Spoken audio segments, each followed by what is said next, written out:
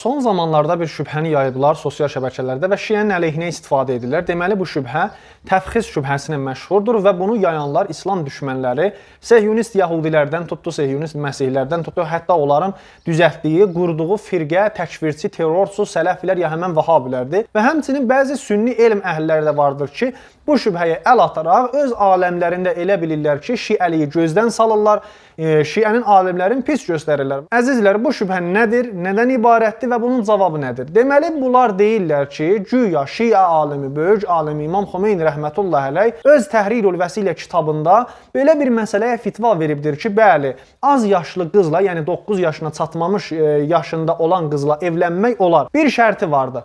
Yaxınlıq etmək olmaz o qızla, lakin bəzi ləzzətlər şəhvət üzü ilə almaq olar, məsələn, təfxiz etmək olar, öpmək olar, belə bir sözlər. Amma gəlin görək, doğrudan da İmam Xomeyni rəhmətullahi əleyh belə bir şeyə, belə bir məsələyə fitva veribdir, belə bir şeyi icazəli görübdür, yoxsa yox. Bu cavabı bilmək üçün, bu həqiqətə çatmaq üçün biz gərək İmam Xomeyni rəhmətullah əleyhin kitablarını tanıyaq. Nə sahədə yazılıbdır? Baxın əzizlər, məsələn, tələbələr ki gedirlər təbabət öyrənməyə, təbabət sahəsində bəzi ixtisası kitablar yazılıbdır. Məsələn, Harrisonun daxili təbabət prinsipləridir, farmakologiyadır, insan bədəninin anatomiyasıdır, fiziologiyasıdır. Belə bir kitablar oxuyurlar və yaxud musiqi sənətinə gedənlər, musiqi sahəsində dərs oxuyanlar gedirlər, ixtisası olaraq həmən kitabları oxuyurlar ki, musiqiyə yazılıbdır. Yoxsa gedib fermaçılığa yazılan kitabları oxumurlar, təbabətə yazılan kitabları oxumurlar, hüquqşünaslıq kitablarına gedib müraciət etmirlər. Hər bir sahənin özünə məxsus kitabları vardır.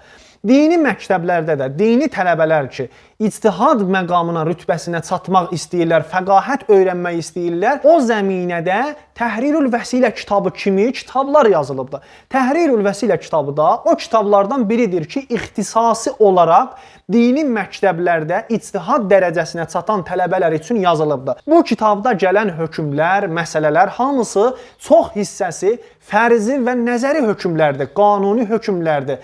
Bu kitab əməli risalə deyil. Bunu əməli risalə göstərən Vəhabilər anlaya bilmir ki, xeyr, bu təhqiqat bir kitabıdır. Əməli risalə İmam Xomeyni rəhmətullahi əleyhin əməli risaləsi bu kitabdır. Yəni, axır fitvaları, son fitvaları təqlid edən insanlar üçün, müqəllid olan insanlar üçün yazılan kitab bu kitabdır. Risalə Tozihul Məsail.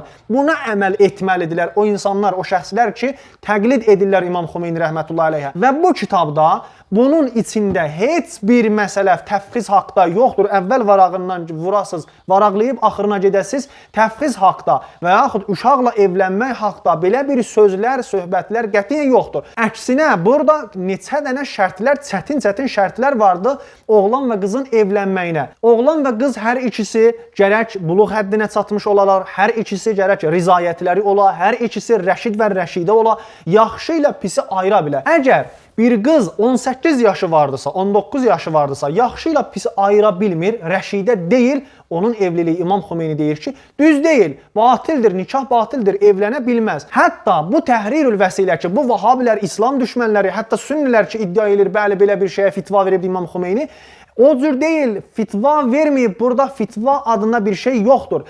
Bu Təhrirül Vəsilənin başqa yerində də onun əksi yazılıbdır. Necə ola bilər ki, yaxşı, İmam Xomeyni əgər bir yerdə fitva veribdirsə, başqa yerində niyə onun əksini danışır? Bu onu göstərir ki, İmam Xomeyni rəhmətullahi əleyh fitva verməyibdi bu haqda. Bu Vahabilərin əli hər yerdən üzülür, bizim əsli şübhələrimizə, əsli suallarımıza cavab verə bilmirlər. Ona görə də bu cür fər'i, fiqhi məsələlərə əl atırlar ki, güya biz indi eləyə biləcəyik bu şiəliyi gözdən salar. Halbuki öz nadanlığına imza atır bunlar, cəhalətlərinə imza atırlar bunlar. İslam düşmənləri, Yəhudilər, Sehyunist, Məsihlər nə üçün bu şübhəni atdı? 20-25 il bundan əvvəl niyə atdılar şiələrə? Buna görə ki, İmam Xomeyni rəhmətullahi əleyh özü demişkən böyük şeytan Amerika kimi ölkənin qarşısında dayandı.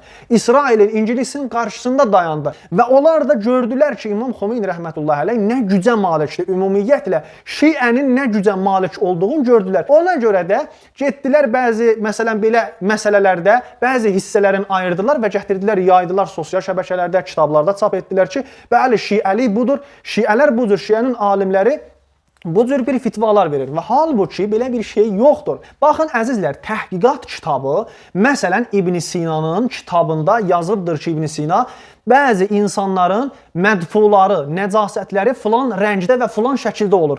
Bu cür şəkildə, bu cür formada olanda, rəngdə olanda onların nəcasəti turşdadır, acıdadır. Çox üzr istəyirəm bu misala görə.